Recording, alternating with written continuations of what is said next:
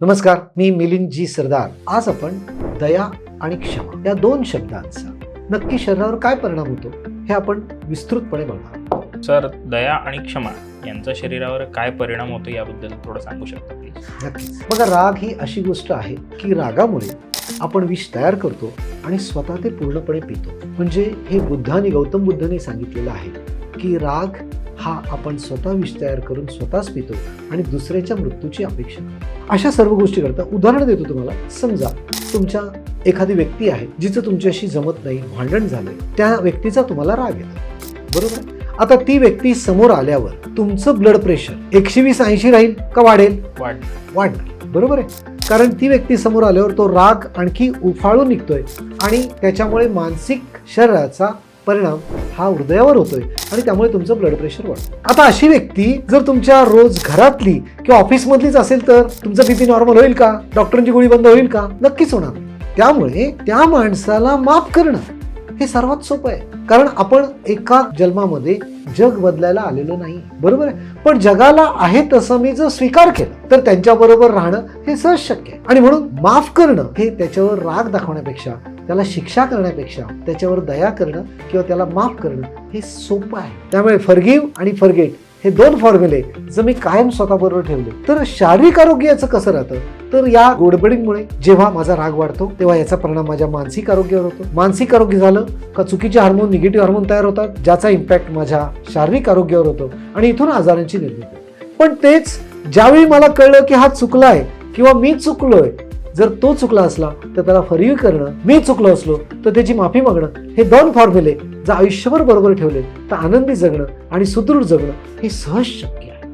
Sir, जेव्हा आपण कोणाला माफ करत नाही त्याचा आपल्या शरीरावर कसा परिणाम होतो याबद्दल काही सांगा प्लीज? नक्की. जेव्हा आपण माफ करत नाही तेव्हा आपला राग तसाच चालू राहतो. जेव्हा ते चालू राहतो तर निगेटिव्ह हार्मोन कॉर्टिझॉल आहे याचं प्रमाण वाढतं. फॉर एक्झाम्पल, तुम्ही जेवत असाल आणि तेव्हा तुमच्या डोक्यात एखाद्याबद्दल राग असला आणि तसंच तुम्ही जेवत असाल तर जी बाईल ज्युसेस तयार होतात, सिक्रेट होतात, ती सिक्रेट सुद्धा होत नाही. आलं लक्षात? त्यामुळे जी डायजेस्टिव्ह सिस्टीमला सपोर्टिव्ह फायर पाहिजे ती मिळत नाही आणि डायजेशन पूर्ण होत नाही. असं तुमच्या डायजेस्टिव्ह सिस्टीमवर पहिला इम्पॅक्ट होतो. अशाच प्रकारे प्रत्येक सिस्टीमवर तुम्हाला जेव्हा निगेटिव्ह हार्मोन जास्त सिक्रेट होतात, कॉर्टिझॉल जेव्हा जास्त सिक्रेट होतो तेव्हा तुमचा उच्च रक्तदाब वाढतो, ग्लुकोज लेवल वाढते, त्याच्यामुळे डायबिटीस, बीपी हे दोन्ही आजार येतात. याच्यामुळे बाकी हार्मोनल इनबॅलन्स झाल्यामुळे थायरॉइड ह्याची सुद्धा सुरुवात होते. थायरॉइड सगळी ग्रोथ हार्मोन्स हे बघतात, त्यामुळे त्या सिस्टीम बिघडतात, रक्ताभिसरण संस्था बिघडते. अशा पद्धतीने सर्व सिस्टीम बिघडते. आता हे सगळं करत असताना आपण जेव्हा शरीराकडे बघत असतो तेव्हा झोप बिघडते, झोप शांत लागत नाही, शरीराला आराम मिळत नाही, बॉडी पेन होत असतं.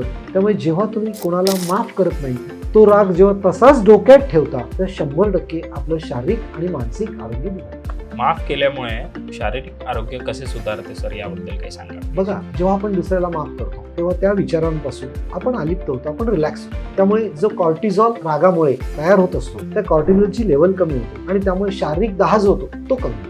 तो कमी झाल्यामुळे हृदयावर जो लोड येतो तो सुद्धा, हृदयाचा त्रास होणारा तो कमी होत जातो, ब्लड प्रेशर नॉर्मल येतो, ग्लुकोज लेवल नॉर्मल होते. हे जेव्हा फाईट आणि फ्लाईट मोडमध्ये जे आपण जात होतो रागामुळे, ते न जाता आपण रिलॅक्स राहतो. त्यामुळे शरीराच्या सर्व सिस्टीम छान चालायला मदत होते. सगळे हार्मोन्स जे इतर वेळी इनबॅलन्स होतात ते बॅलन्स होतात. Digestive system, reproductive system, circulatory system, या सगळ्या सिस्टीम छान काम करतात. त्यामुळे शांत झोप लागते, शरीराच्या वेदना कमी होतात, शरीराची जी विअर अँड टिअर प्रोसेस आहे ती नॉर्मल होते. अशामुळे जेव्हा मी मनातला त्रास देणारा एखादा विचार जेव्हा त्यांना माफ करतो तेव्हा तो निघून जातो, माझं मानसिक स्थैर्य सुधारतं, इम्युनिटी पॉवर सुधारते आणि त्यामुळे माझं आरोग्य सुधारतं. सर, दयाभाव हा आपल्या शरीरावर कसा परिणाम करतो याबद्दल काही सांगा? बघा, आपण जेव्हा दयेचा भाव दाखवतो तेव्हा पॅरासिम्पॅथेटिक नर्वस सिस्टीम ॲक्टिवेट होते आणि त्यामुळे शरीराला विश्रांती मिळते आणि शरीराचं कामकाज छान होतं. जसं आपलं जे सप्तचक्र एनर्जी चक्र आहे त्यातलं अनाहत चक्र हे ॲक्टिवेट होतं. त्यामुळे लव्हिंग हार्मोन्स तयार होतात ज्याचं नाव आहे ऑक्सिटोसिन. ते हार्मोन तयार झाल्यामुळे तुमचा प्रेमभाव आहे तो आणखी तयार होतो. ते झाल्यामुळे तुमचं हृदयाचं आरोग्य चांगलं राहतं आणि या सगळ्या गोष्टीमुळे तुमचं ओव्हरऑल जेव्हा हार्ट इज फिट तेव्हा सगळ्या सिस्टीम छान काम करतात. करुणाभाव जेव्हा आपण दाखवतो तेव्हा एकमेकाची भावना, नातीगोती ही सुदृढ होतात आणि त्यामुळे तुमचं एकत्र कौटुंबिक आरोग्य सुद्धा चांगलं व्हायला, कौटुंबिक मानसिकता, कौटुंबिक रिलेशनशिप ही सुद्धा दृढ होते आणि त्यामुळे ओव्हरऑल इम्पॅक्ट तुमच्या सर्वांच्या आरोग्यावर होतं आणि सगळ्यांचं आरोग्य चांगलं होतं. त्यामुळे करुणाभाव हा नातीगुती सुधारण्यासाठी एक महत्त्वाचा फॅक्टर आहे, त्याचबरोबर तो शारीरिक आरोग्य सुधारण्यासाठी सुद्धा महत्त्वाचा आहे. सर, दैनंदिन जीवनामध्ये क्षमा आणि दयाभाव यांचा आपण कसा वापर करू शकतो? नक्कीच आपल्या मानसिक ज्या जाणीवेच्या पातळ्या आहेत ते वाढवून घ्या.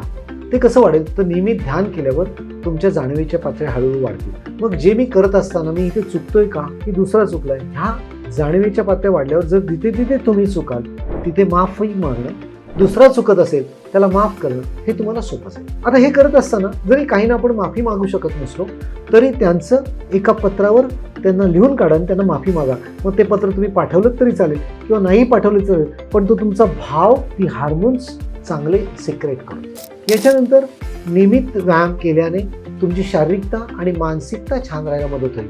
जसं दया दाखवत असताना जेव्हा तुम्ही एखाद्यावर प्रेम कराल तेव्हा तुमचा आंतरिक स्त्राव जे आहेत ते चांगले वाटतील. जसं मी मगाशी सांगितलं की ऑक्सिटोसिन ह्याचं प्रमाण वाढेल, त्यामुळे तुमचं प्रेमाचं आरोग्य जे आहे, नातेसंबंध आहे, एकमेकाच्या कुटुंबामध्ये, ऑफिसमधली नातीगुती सुधारतील. अशा सगळ्या गोष्टी जर नियमित तुम्ही केल्यात, जेव्हा पहिल्यांदा थोडासा त्रास होईल पण जेव्हा सराव कराल तेव्हा तुम्ही कोणालाही माफ करणं किंवा कोणाची माफी मागणं, कोणावरही दया दाखवणं हे सहज शक्य होईल आणि त्यामुळे मानसिक आणि शारीरिक आरोग्य हे अप्रतिम आहे. सर, या सगळ्याचा थोडक्यात सार काही सांगता येईल का? नक्की. बघा, आजपासून छोटी छोटी सुरुवात करा. लगेच तुम्हाला सगळ्यांना माफ करणं जमणार नसेल तर आजपासून छोट्या छोट्या फॉरगिव्हनेस करायला सुरू करा, माफ करायला सुरू करा. एखाद्यावर दयाभाव दाखवणं सुरू करा, कारण action and reaction are equal and opposite. जर तुम्ही प्रेम द्याल तर प्रेम मिळणार आहे. एखाद्याला तुम्ही माफ कराल तर एखाद वेळी तुम्हाला माफ केलं. ह्या दोन्हीने काय होणार आहे, तुमची नातीगुती सुधारणार आहे, याच्यामुळे हृदयाचं आरोग्य सुधारणार, BP नॉर्मल होणार आहे, शुगर लेवल नॉर्मल होणार आहे, ह्याच्यामुळे तुमचं शारीरिक आरोग्य सुधारणार. जेव्हा शारीरिक आरोग्य सुधारेल